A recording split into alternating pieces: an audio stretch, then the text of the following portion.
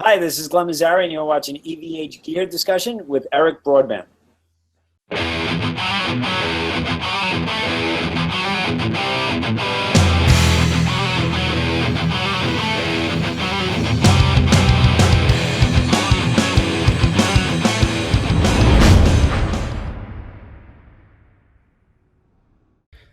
Welcome, everyone. I'm joined by Derek Fuller of Fan Halen, and I just got to give you some incredible statistics on these guys. First of all, I'm very honored, Derek, to have you on the show today. Thank you so much for joining me. Oh, thank you. I'm honored to be on the show. Fantastic. Guys, listen to this. Fan Halen is voted the #1 Van Halen tribute by TributeCity.com, having over 120,000 fans on Facebook and featured twice as performers on Access TV hit series The World's Greatest Tribute Bands, performing live and broadcast over 45 million homes. They perform all over the world, including US, Canada, Japan, South and Central America, Mexico, and Europe. Their hard work and dedication to their craft has earned them a spot in a documentary by Warner Brothers Records, citing Fan Halen has precision and near-perfect replication of Van Halen. Awesome. They've been featured in several guitar magazines and performed on the Van Halen tribute CD, Take Your Whiskey Home, alongside members from Black Sabbath, Quiet Riot, Rat, Aerosmith, Journey, and more. If that's not some of the most incredible stats and accolades, I do not know what is. Derek, this is fantastic. I've got a bunch of questions for you, and I know your time is valuable here, and I'm honored to have you. So I'll try to keep this as concise as possible. Some of these are from myself, and some are from fans on the internet as well. So let's jump right into it. You ready to go? Absolutely. All right. Okay. And I'm kind of picking some ideas too, because I've had some experience in the past too in tribute bands, Van Halen tribute band. Pardon? How long were you in a Van Halen tribute band? How long ago? How long were you in one? About a year and a half, maybe. Okay. Something like that. Okay. Yeah. I was back in the late 90s, 98, whatever. And it was a mix. It was both eras of Van Halen, okay. More so Sammy, because our singer was more of the Sammy look. But it was cool. It was very cool. All right. So here we go. As a guitarist in a tribute band to one of the most iconic and household names such as Eddie Van Halen, what is the hardest part of holding that position? I get asked this quite a bit, and I kind of have a pat answer for it. So I'll give you the pat answer, then I'll give you a real answer. My pat answer is getting the licks, down like Eddie Van Halen. That's nothing. Getting his hair right, because the guy had perfect hair in the '80s. That's the challenge. So that's my pat answer when people ask. Okay. How in all honesty, nobody plays like Eddie Van Halen.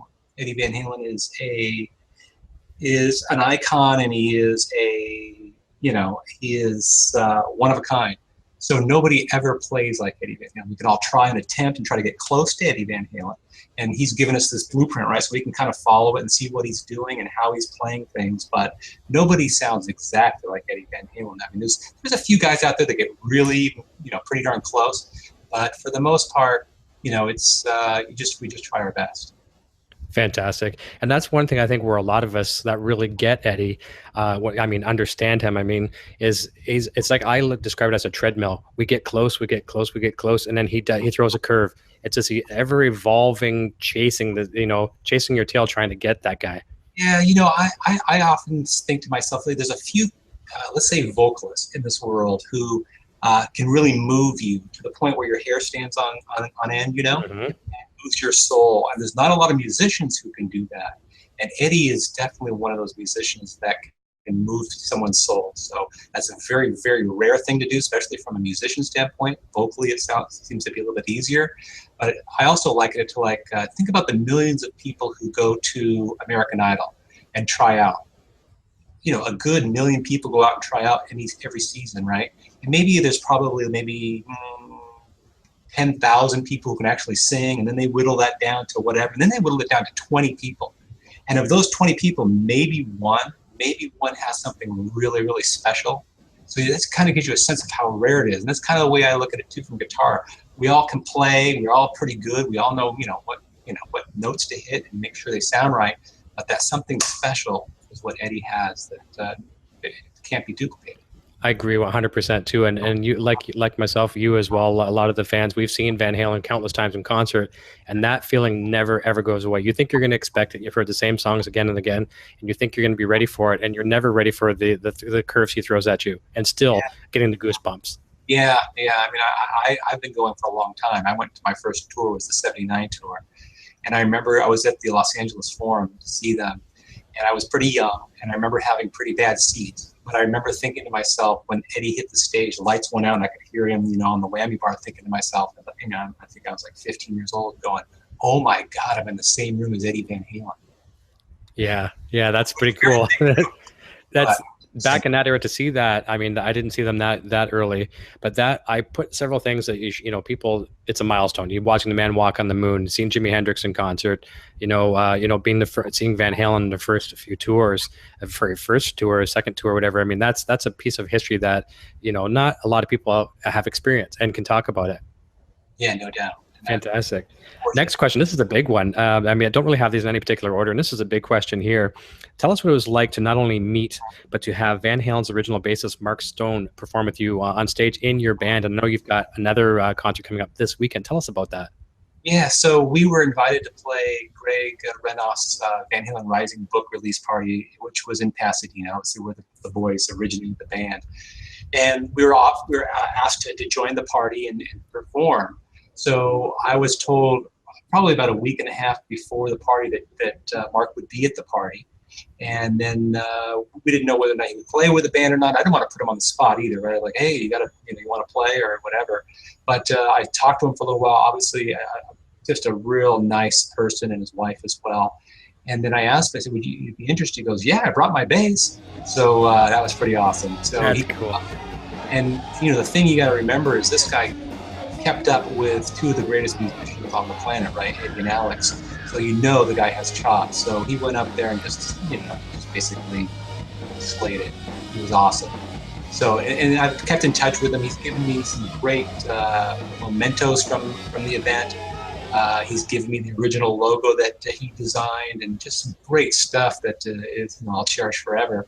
And then, I invited him. I'd asked him, if there's any interest in doing it again. And he says, oh, I'd love to do it again. So when this show came up, we're playing in West Hollywood on Sunset Strip. I'd asked him about it, and he says, yeah, I'd love to do it. So we're going to have him up for 3 tunes, and it's going to be a blast. And he sent this to me in the mail. How cool is that? It's got the old logo and the picture of Mark here, and then Alex, and then Ed. Pretty cool, right? Yeah, that's very cool. But just knowing that you were there, even if there was no record, you will know that for the rest of the life that you played with them, and the vibe you got back and forth, it was probably immeasurable. Yeah, it was awesome. It really was. I'm really happy for you. That's very, very cool. And this next question, the answer may be what we just talked about, but maybe not. What has been your most memorable or maybe most cherished gig or gigs to date, and tell us why? Yeah, so, I've played, I want to say I've played maybe 1,500 shows since doing this, somewhere about, so it's got to be close to that. And the one that most sticks out, of course, is because it was just so huge. And actually we played on the same stage that Van Halen played on their last tour in 2015. So it was in Dallas, Texas at the Gexa Arena or amphitheater. And it holds about 15,000 people. So it was a real small sliver of wow, this must be what it's like, to hear 15,000 people roaring back at you. You're playing Eruption, and you have these people screaming, and it was pretty mind-blowing. I will tell you, when I was on the plane on the way home, I was definitely pinching myself. Like, did I just do that? Amazing. And awesome. And in the moment, yeah, and it probably went by in a flash, I'll bet, too. Yeah, we've done it twice. So, and I'm always good about, and I even mentioned this to my band, I'll always stop them in the middle of a set and go, let's enjoy this. Let's take this in. Let's slow this down if we can. Yeah. I'm always trying to consciously think of that when there's something special going on. I try to slow things down so it doesn't just go by in a flash. That's really good advice, and I wish I would have learned that a few times too, because I've had some gigs in the past that were pretty magical in my opinion, and you look back and it was just like maybe it was only 10 songs or something like that, or if you're opening for another band, you get a small set and it's just over so quickly, and you're like, did we even do it? Like, yeah, we got videotape to show up, but yeah, that's good. Slow things down and live in the moment. Yeah, very good advice. Okay, here's another one for you. We all have personal lives aside from our online and onstage personas. Without going too much into your personal detail, what interests and activities do you find yourself enjoying when you're not ripping Eddie solos on stage? Yeah, so I have a family, right? I've been married for 28 years, and I have 2 wonderful boys. My youngest just graduated college. So I love to spend time with them, of course. And I do a lot of traveling with my wife. We own a place in Mexico, so we go to Mexico quite a bit. So it's just hanging out with my family, hanging out with my wife is what I like to do mostly. And travel. Go to the Fantastic. beach. We live at the beach, so we go there at the beach quite a bit. I've seen some of your photos you post online. You share some of your vacation photos. Obviously, seeing some very exquisite parts of the world and just having a lot of fun, which is awesome. That's what it's all about.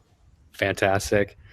All right, listen. Now we're gonna go in the opposite direction. Instead of talking about the good things, can you tell us any gig horror stories, such as gear failure, missing equipment, or other catastrophes? And what have you done to overcome them? Yeah, so there's been a lot, actually. Right. I mean, every musician will tell you they've got their stories, but I guess the one that was most haunting, the one that scared the hell out of me, was the first time we did the Access TV show. As you said, it was live from the Whiskey A Go Go on the Sunset Strip, and we were playing in front of 45 million homes. So I would first tell you, when that show started, we were just backstage getting ready and doing our thing, and no nerves per se. I mean, we all seemed to be pretty relaxed. But I remember going up onto the riser. The host is kind of counting it down, and she's doing her intro and talking about the show, and then she's going to set it off to us, ladies and gentlemen, Fan Halen. And I remember when she did that, I remember being like, feeling this rush go, woof, woof, like just took over, and we bum, bum, bum, right into Panama. And my head was kind of like spinning still for the first few seconds. So my hand was playing Panama, but my head didn't know what was going on. And then like probably about 4 seconds, maybe 5 seconds at the very most, I'm back, it was like, okay. And then I didn't have any nerves per se after that, but it was pretty, it just hit me pretty hard. But after the song, or actually at the end of the song, Panama, my amp goes to about half power, loses all distortion, loses all gain, and goes to like a clean sound and a half power. I'm going, uh-oh, I started to freak out, right? So they're going, and I'm thinking to myself, well, I got an extra head, but it's buried because we have all these fake cabinets in front, right? So we have this big wall of cabinets, and it's pretty tight. The Whiskey is very, very small. So to get to my amp, I would have to climb up on the drums, climb over the drums, get in there, pull it out, because I had my amp in the front, so I could check, make changes on the fly. But the extra amp was in the back, so I would have had to go back there, grab it, not unplug it, but pull it out, plug it in, undo my loop. It would have taken a good 3, 4, 5 minutes that we would have killed on live TV, which would have been terrible. So I'm thinking, oh, shoot, I guess I got to do this. And then, so I'm ready to give the signal to the drummer, don't go any further. And all of a sudden I hear the horns for Running the Devil. The song started. I'm like, oh, no. And then you can see, I actually put it on just this section on YouTube. And you can see my bass player's like looking and panicking, like, oh, what is going on? So I went down to my pedal board and I just quickly click to make sure everything was in. And one of the chords had come out halfway. So that's why I was still okay at the beginning of the song towards the end. And I just slapped it in, and I was off to the races. So that was pretty nerve-wracking. Fantastic. And something we could learn from that, and it's happened to me before too. I mean, patch cables in between pedals can get oxidized. They can come loose. People used to think I'm crazy. I'd come home from a gig and it'd be 3 or 4 o'clock in the morning sometimes, and I'd be actually taking my pedal board out and going through it and just checking stuff, because I know if I didn't do it right then and there, I'd forget the next time, and something like that can happen. I did have something very similar on a live stage like that too. We're playing Hard Rock Cafe, Hard Rock Hotel in Toronto, and it was a live TV thing as well. Yeah. And it was a battle of the bands for one of the greatest bands in Canada type of thing. And we were one of 5 bands that made it to the finals, whatever. And they told us, okay, we're going to go to commercial. We're going to come back. We'll count you in. And if there's any technical problems, we're going to cut away to commercial again, and you don't come on. So if something goes wrong, you're done. And that's it. And same thing happened to me. I use a pedal board. I use a pedal snake. And I use 2 different power supplies to my board. I have an 18-volt power supply and a 9-volt, and that takes care of the whole board. Right. Something happened with one of the wall warts back at the back line. And she's like, okay, we're coming back from commercial. 3, 2. And I stepped on my pedals. There's no lights whatsoever. And I'm pretty good as a chameleon. I can adapt a little bit, but I am also, I don't think I showed it on my face, but I felt like I was like, my life was flashing in front of my eyes. Yeah. And I just started kicking. And all of a sudden, and lights come on. So power was there, but then it took me, like you said, like the Panama incident, it took me about 5 to 8 seconds before I was like, okay, everything's okay. Now you can play. So that was scary. Yeah, for sure. Nothing worse than that. We had gone there so early because they're setting up for a show, setting up all the cameras, setting up all the lights. So we had to be there really early. And a stagehand basically probably walk by it and just kick it out. Yeah. So lesson learned. Yeah, for sure, it happens. That's scary, but you have to roll with it for sure. Let's talk about some of your gear. A lot of people on Facebook and my YouTube were asking me questions about this too. What are your favorite pieces of your gear and why? Can you just give us a bit of a rundown without going to pedal by pedal, but just kind of some of the meat and potatoes in your rig? Yeah, so I mean, all my guitars are typically GMW guitars, but I do have others, all Van Halen replicas, obviously. And then my amps I use mainly Cameron and Friedman heads. I have the EVH stuff, but I don't use it too much. I have my favorite EVH is my EVH combo, and I've upgraded the speakers in it, and I've got some other things going on with it, so it sounds really warm. Sometimes they sound a little real. Mine sounds really, really good. And then as pedals, I only have the ones that everybody else, would use for a Van Halen. So you got the MXR flanger, the phaser. I have an MXR chorus that I use for like Drop Dead Legs or whatever. Beginning of Hear About It Later or something like that. And then cabinets, I have some great cabinets with some great. I use a lot of Scumbag speakers. I don't know if you're familiar with those. No. The Scumbag is a company here in Southern California that kind of backwards engineered the best sounding Celestions they could find, and so they make Celestion copies, but they're like all they're already kind of been through like many hours of playing, so they got that broken in feel and sound. Yes. So anyway, so they sound really, really good. Oh, that's cool. Right on. As a guitar player, and you can probably relate to this, right? We try so hard, we strive so hard to get this great tone and work at it, and always, doing whatever you got to do to buy to get it. And then, when you're at the gig, 95% of the people just couldn't care less. They're just, as long as it sounds good, if I could be playing a crate head, I know. And on top of that too, I mean, it depends on your sound tech as well too. Whether the front of the house guy is good, he's bad, it's a fill-in guy. I mean, it'll always make or break you as well too. Yeah, and then even for yourself, right? Because you're listening to the monitor, and that monitor can be really bad. So you're listening to a horrible tone. You're coming back at you. You're going, "Oh my God," Yeah. Meanwhile, the audience might be hearing something, pleasant, but you're just not getting it yourself. Yeah, for sure. Next question I have for you is, other than getting paid for it, obviously that's nice to get a paycheck at the end of the night, but other than getting paid for it, what is truly the most fun part of performing Van Halen's music night after night? I mean, there's a lot of fun, right? I think in tribute bands, you really have to be passionate about the band that you do. And each person in my band, certainly, Van Halen is it. We all grew up with it. When you're in high school, there was the guy that loved Aerosmith, and there was the guy that loved Kiss, and I was that guy that loved Van Halen, and I was really happy with that. I remember it dawned on me, like, hey, I'm the Van Halen guy. But, I get to go out and do this, and it's really enjoyable. The whole thing is enjoyable. But probably the most enjoyable thing is when we have somebody come up to us after the show and go, "Oh my God, it was 1984. You took me back. I was at the whatever arena with my girlfriend. You just brought me right back." And that's obviously we like to hear that, and that makes everybody happy. Oh, for sure. Yeah, they relate to your music. They relate where they were in their life at that point. That's awesome. Right. Very cool.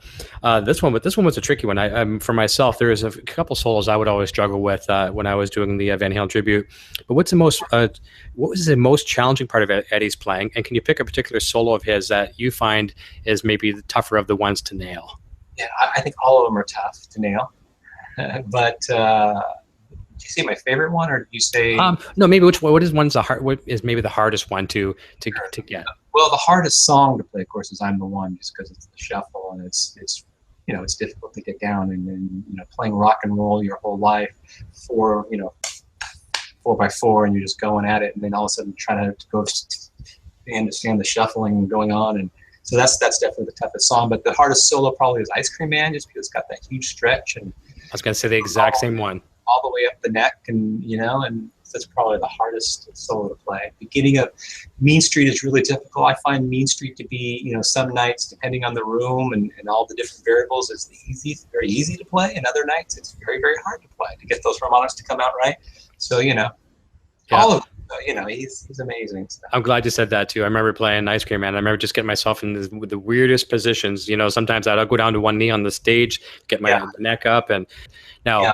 Also, too, in a band environment, too, it's different, too. You don't have the chance to get yourself sitting on a chair, comfortable, and, I didn't do it right, and do it again. Here you go, guys, here's a solo. And it's like, I call it when I do eruption, what I'm doing on my YouTube or things like that, I still don't do it right. But Ice Cream Man is the same thing too. I say it's like falling down the stairs. You're gonna fall down the stairs no matter when you do this solo. Any of those tough solos, it's where you're gonna pick yourself up. Fall halfway down the stairs is where you'll save yourself. Yeah. I've said this before as far as being in a tribute band, that the audience expects to hear what's on that record, and the audience also expects to see what's they've seen Van Halen in the past. And Eddie, and of course Dave, and even Michael, I mean, they moved around a lot, and Eddie was just on his knees. He's doing the flying Eddies, and he's spinning and doing all these things. And and he didn't have to necessarily play like the guy could play like the record, of course, but he could improvise. He could do. I mean, it was his music. So for someone in a tribute band, trying to jump around, trying to do spins, trying to run on your knees and all that kind of stuff, and play it like the record is pretty challenging. I'll bet. I remember back in my day, it was the monster that was created in me. My singer, I was very shy back in that day. I was very stage, like I may have been playing for 30 years, but I was still in the Van Halen thing. I was shy, and I hung right by my amp all the time. I'd be back at my amp, I'd stand right there, and the singer, to get me up front, he would actually go stand in front of my amp and would basically block the speakers. Yeah, and basically he's like, okay, if you can't hear, then you get out and you hear the front monitors, whatever. So it was kind of a neat and dirty trick, because it got me to the center of the stage and kind of made me lose my stage fright, or else I couldn't hear myself. So it was sink or swim, right? That was pretty cool. Every show, you have, and talking about being shy, and I've been doing this now for 13 years. But when I first started, it was pretty daunting, thinking, well, who am I to step into Eddie Van Halen's shoes? These are the biggest shoes in rock guitar ever. So I would always get those guys that would come up to the front of the stage and have their arms crossed and looking at every single note, and I used to, oh my God, I got to pull this off. It's like right out. And then after, a few years doing this, you realize that they are so much the minority that, and it's fine. I love it when guitar players show up. I enjoy playing right in front of them. I don't care about it anymore. But at the time, it was pretty, intimidating. And then, you start to realize that 95% of the people there really are there just to enjoy the music, have a good time, dance, move around, and just remember, that when they were teenagers themselves. So I stopped concentrating on those other guys and just really focusing on the show and making sure that the song sounded right and not worrying too much about every single note. Although I do worry about every single note, trust me. Yeah, but it's not going to make you sick over it. Not at all. And I can relate to that 100%, because I used to get the guys too. They'd come, sit at the front, whatever. And I was also, there was a guitar player in the band before me who was far better than me technically. He is one of these GIT graduates, a mathematician on guitar, phenomenal. Yeah. So I'm replacing him. So already I'm the guy that's not popular, and they're judging me. And then after about 6 months of doing it, I'd see some of those same faces, and not only would they be there, their arms weren't crossed, they were chanting like this. And then as soon as I get off the stage for a break, we would do 2 1-hour sets. I'd be talking gear until it was time to come back on. Oh, what are you using for effects? What are you using there? What do you got for speakers? Are you using a load box? Blah, blah, blah. And it was actually pretty cool. The same guys that were hating me, now we're talking shop. Yeah, great. Yeah, it's pretty cool. Yeah, it's neat how it comes full circle like that. Do you have any pre-show rituals or superstitions or good luck charms, whatever, to get in the zone when you start playing? No, none at all. None at all. Not like the hockey players and stuff. I used to. There was really no rituals. It's. I used to get nervous, I guess, way back when, but I don't. It's very, very rare if I'm ever nervous about it. Just kind of go at it. That's good. I've been off the stage now for probably about 3 years. So I'd probably, once I get back on again, I'll probably have those nerves again for a little bit. Once you haven't been doing it. I think actually I'm more nervous sometimes doing these shows, and I'm just talking to a screen, right? Right. But once that light goes on, especially when it's live, it gets a little scary. Yeah. I remember one time, I'll tell you a horror story of mine, and not really gear horror story. This is back in the day when we were playing more covers than we were an original band. We had sprinkled in a couple of originals. We're playing a dance club one night. And I like to tell people the stage was like 6 feet high, because then the story sounds more believable. Meanwhile, it's only like a curb. Yeah. I was wearing striped Eddie shoes back in the day, long before Eddie made them. Wearing the Chuck Taylor high tops. I was showing off, and I jumped out over a monitor. So I jumped far out, and when I landed, I rolled my ankle, and I broke my ankle right there on the spot. Oh my God! And as I went down, I'm thinking, okay, save the Wolfgang. So that's the black one that's back there right now. I was falling. I saved the Wolfgang, but I had this heat rush go through my body, and just from my ankle to my face, it just like that. So I hopped back up, And I said to the singer, we're still playing. And I said to the singer, I said, hey, I broke my ankle. And he's like screaming, what? I said, broke my ankle. He goes, well, let's stop. Let's stop. I said, no, finish it. We finished the song, like I was hopping on it, and then we said, okay, thank you, we'll be back. I kind of hobbled over to the bar, and I noticed my shoe was really, like, it's red, obviously, but it was wet. I'm like, oh, this is not a good sign. I thought maybe I spilled a beer, someone spilled a beer. Didn't really feel the pain yet. And I took the shoe off, and the sock was ripped, and the bone was through the side of my foot. So I said to the bartender, I said, give me a Jack and give me a rye, or give me Jack and give me a beer. And I slammed that back real quick. Put the shoe back on. Yeah, laced it like a hockey skate. So basically almost cutting off my circulation and tied it. I told the guys, let's go finish the next set now. Just tell the bar owner we got to finish now. We went to the next set, and I was like kind of on my knees to change pedals. I'd have to slap the pedals and channels with my hands. And then I said, okay, thank you guys. Good night. And they took my gear home. I went to the hospital and got my foot casted. That was a real trooper, bizarre story. But the bad part is the stage was this tall. So I'm a complete moron. But I like to tell people it was like purple, you know? So that's crazy. Here's a question for you as well. What are your thoughts of Eddie not only evolving and improving from decade through decade as a musician, but now as an entrepreneur and developing one of the greatest musical instrument brands today? Yeah, so that's interesting. It's been really interesting to watch Eddie go through, I mean, as a young, in his 20s and through his 30s and all the way through his 40s. I mean, he was just unbelievable. And then in the 2004, we had a rough spot. And then obviously I'm talking about his playing, not his merchandise. But and even then, that's when I think he started to sell his stuff. He would go out on the Fender, or even before that, Pete actually used to go to the NAMM show and get to see Eddie. And from Stan, from me to the next guy over, it would be Eddie Van Halen. I remember watching him walk through NAMM, and it was just an interesting thing because he was. Anyway, he was interesting because he'd pick up pedals and just kind of look at him and then walk off, and then he would just pick up, he'd go to the cello and just kind of zigzagging all around. But to watch his playing, and really what I'm getting at is I think it's a human marvel to see Eddie in 2004 and then see him in 2007 and the shape that he was in and how he was playing, and then to see him in 2012, 13, and 15 and how much he rebounded and how the human body was able to get back. I mean, he was having issues just doing the trill picking, in those dark years that he was out there touring, and then to see him play unbelievably off the charts, fantastic in 2015. I remember just sitting there watching him play. We went to the Jimmy Kimmel Live thing, and we went and saw him here also down in Irvine, and just seeing the way that he performed and how he performed so well, and it was just like, wow, this is really impressive. It usually works the opposite way. Like usually as we get older, I know it works this way for me, not in my favor. As I've gotten older, I don't play as fast as I used to. I mean, I probably play maybe a little bit more accurate than I used to, but I'm not playing near as fast. But a lot of us, when we get older, we lose some of that finesse. And they say, you never forget how to ride a bicycle. That's true. But some of the sparks kind of dull down. And Eddie's going the opposite way. He's playing back like a teenager again. Yeah, pretty darn close. Yeah. And then as far as this EVH gear and stuff, I think it's awesome. I mean, right, we've been wanting that for a long time. I remember seeing it at NAMM, and I remember someone saying, "You're going to come out with a stripe." And I goes, "Well, why? Why would you want that? That's me. You don't want to." But obviously, we love to have that, and I do the trippy band thing, so it's even more so. But as a fan, that's just you grew up listening to that and seeing Eddie with those guitars. It's fun to have and fun to play, and so obviously he finally got that, and I think that's awesome. And I think that and the products are certainly amazing. I mean, they're top notch. They're expensive. Not everybody can afford them, so that's the they do come out with the specials and the cheaper things, which is great. But it's just good stuff. It's great.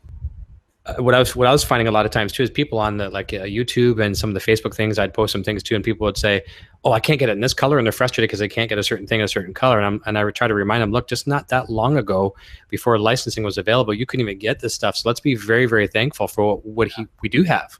Right. I think I think they had PV Wolfgang had a custom shop. Mm-hmm. You had different colors, different inlays, and they had a website you could go to. That was kind of cool. I don't know if they'll ever go to something like that again. Yeah, it's hard to say. They may, because I know with a lot of most of the American stuff now, it is almost, it's not custom made, but it is made to order. You know, when an order, you know, let's say a Guitar Center says, okay, we want you know, a stealth with this and this and this. They don't really have them right in the factory. They're made almost to order, so it wouldn't be that much harder for them to crank out the custom shop and, you know, do different block inlays or, you know, a different flame pattern or something. Yeah. I am interested in the new amp coming out, the EL34. I mean, what I've heard, you know, I think they had it, whoever was demoing it had it cranked up pretty good. Mm-hmm. So, you know, like my amps that I use have 4 preamp tubes, you know, gain stages, 4. Yeah. This one has 8, so that's quite a few. I mean, I heard the red channel and it was very, you know, but I'm sure you can scale that way back. I'd be interested in hearing it. You know, I was really excited to hear that he was trying to capture the old, you know, the first 6 album type of tone. So we'll see. Yeah, I'm anxious as well. Where it's we're all waiting very patiently or impatiently for that one. That's for sure. A couple more questions, Derek, and I will let you fly. But here's one. It's more for advice for younger musicians, or not necessarily young, but someone getting to the tribute game. What advice could you offer others considering forming a Van Halen tribute band? And maybe it's any kind of tribute band, but for the topic here, we'll say forming a Van Halen tribute band. What advice? Yeah. So I often wonder when youngsters will get in the game, right? Because you know, we're playing pretty amazing shows, and I wouldn't say we're making. I mean, for a hobby, we're making a few dollars, so it's pretty awesome from that standpoint. So it doesn't surprise me, or it wouldn't surprise me, if younger people got into the game. You know, a young Beatles tribute band, you know, with the mop tops. I think that would be really, really cool. I was talking about it with somebody, and someone says, well, the young guys, they didn't live it. They didn't live through that era. So they didn't go see Van Halen like I did in 1979, 80 and 81, 82, 84, all those years. I went and saw them, so they may not be able to relate as much. But I don't know. I mean, I know there's a lot of people, you know, I've even seen some young people on YouTube playing this stuff pretty accurately. But as far as getting into a Van Halen tribute band now, well, there's a lot of them. There's a lot of them all over the country, all over the world, really, right? And I've met a lot of them, and I think for the most part, everyone has something to offer, and I think it's, you know, it's great. I think it's just difficult because what happens is, you know, we've been doing it for 13 years, so in the tribute band business, it's really about first in wins type of scenario. So it's all about real estate because we're all offering the exact same product. Obviously, some are better than others, but we're all offering Van Halen tribute band. Right? We're all going to play the same songs. We're going to try to look the same and all that kind of stuff for the most part. So when you get into a venue and you're successful and you're making the venue money, and you're making a little bit of money and you're bringing people in and they're drinking and in the casino situation, they're going out and gambling afterwards, then you're going to do well. So when people ask me about that, I often tell them to try to be in a tribute band that is not as popular or hasn't been done as much, right? So in Los Angeles, there was somebody that came up to me and said, hey, I'm thinking about doing Van Halen, maybe even Motley Crue. And I said, well, you ever thought about doing Poison? Because we don't have a Poison tribute band here. And you would kill it, and because there's just you would have no competition. We have a Queen tribute band in LA. There's no other Queen tribute band. I mean, probably on this side of the whole country, I don't know, there's another Queen tribute band. And they absolutely great, but they absolutely kill it. They have zero competition. Us, on the other hand, there's a lot of Van Halen tribute bands. So I would discourage them from going after Van Halen unless they were absolutely passionate about it. But it's been a lot of fun. There you go. Very good advice. And one thing I would offer too, even just for the guitar players, a lot of the young guitar players coming up trying to get into Eddie stuff and to learn it, whatever. The common mistake I see with a lot of young kids, they want to go through it too fast, and even playing the stuff fast. Just take your time, let it breathe, and actually maybe go back to one of your pieces of advice earlier, live in the moment, and just take it really slow. Yeah, you know, that's funny because I've done this in the past. I don't do it often that much, but I used to put slow on my set list just to remind me, take it slow. You know, there's a lot of time that Eddie gives to his solos. You know, it's not like, you know, you have to rush through it to get every note in. It's all in there, and just go slow and enjoy it, and it all fits perfectly. So, yeah, you guys will be watching for you and listening for you, and they'll take your cue too. If you're starting to slow it back a little bit, they'll follow you, which is good. Yeah. I can relate to several of our original songs in my band. Well, when we were original, I would start off with some of the songs, and depending on my mood, depending on the crowd, depending on how excited I was, I could make that song, 30 beats per minute faster than it should be. And it's like, holy cow, you see the guys like trying to play to keep up, it's pretty funny. And when we watch some of the Van Halen bootleg stuff, they are motoring through some of that stuff. Crazy. I mean, it's just fast. So sometimes we'll do that. And like you said, you're reading the crowd. But, sometimes it needs, some of these songs need a kick in the butt a little bit live. So I'm sure that's why they did it, just to keep things moving and exciting and everything else. I kind of liked it on the last, like, quite a few, several tours, the fact that, Alex is listening to, a click track and whatnot too. And it's, some people might say, well, but it sounds the same all the time, but it sounds awesome all the time because it's consistent. It's the right tempo. It's like the record. It's the right vibe. So I think it's a blessing in disguise. Yeah. Our drummer doesn't use a click unless we're using tracks, of course. And those are just the keyboard songs. Yeah. Very cool. How do you think the internet today kind of helps musicians, helps us for marketing, like, and promoting our brands, and at the same time possibly hurts it? I mean, if we had what we had, when I was a kid, I mean, I can go and, when I was a kid learning Van Halen, my brother played drums, and he would, as a drummer, the bands would typically come to our house to rehearse, right? So the guitar players would come in, and for whatever reason, they also loved Van Halen. Imagine that, as guitar players. So I would take guys, before they'd go upstairs, my brothers were, hey, can you teach me this, And they would teach me how to play whatever, Ain't Talking About Love or whatever. And then, and I'd play it that way for many years. And now having the ability to go and watch it on YouTube and see and slow it down to half speed if you want, or even less slower if you want, you can see Eddie's hands exactly where they're at on the fretboard. Oh, he played, that's okay. So, I mean, from that standpoint, man, it's amazing. It's, for me, I love it, right? I get to really analyze his playing and see what he's doing and try to figure it out. And then as far as marketing, I think it's huge, right? Because before, even when we had websites, you have a website and the people would go to your fanhalen.com, fanhalen.net, and they would go to it and find out when you're playing. But that is something they have to go to. Now with social media, whether that was MySpace back in the day, and now Facebook, we're able to push content out to people. Yep. So that's huge, right? Because that can, you can attract people and get people that you didn't even know, they have to have the same interest. They have a Van Halen interest. They like Van Halen, so now I can capture them in a post and say, hey, we're going to have a show near you. If you love Van Halen, you're going to love, we're fans just like you. We're Fan Halen, come to a show, and that's pretty powerful stuff. So from a social media and having the ability to do that is very, very huge. Awesome. Very, very well said. The only thing I say it hurts is, right, when we grew up, we didn't know what was going on with Van Halen. The only time we would get to see them was in concert. Well, there you have it, everybody. A great inside look at what it's like to perform in one of the world's greatest Van Halen tribute bands. Derek, thank you so much for joining me today. Just tell everybody where we can find you. Obviously, we can find you on YouTube and stuff like that, but just give us a quick rundown where we can find you online.